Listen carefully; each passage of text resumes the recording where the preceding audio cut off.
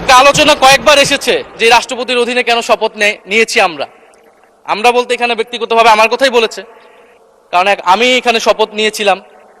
তো মাননীয় স্পিকার, সেই সময় প্রেক্ষাপট আর এখনকার প্রেক্ষাপট কি এক? জুলাই গণ অভ্যুত্থানের পরে 5ই আগস্টের পরে আমাদের সামনে দুইটা অপশন ছিল।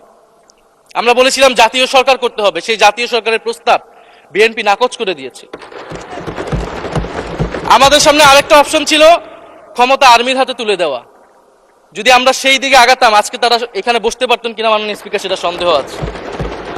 দেশের স্বার্থে, দেশের স্থিতিশীলার স্বার্থে আমরা সেই সময় সরকারে গিয়েছিলাম, আমরা শপথ নিয়েছিলাম। কিন্তু বৈষম্যবিরোধী ছাত্র আন্দোলন খুব স্পষ্টভাবে 2024 সালে কিন্তু এই রাষ্ট্রপতির অপসারণ চেয়েছিল।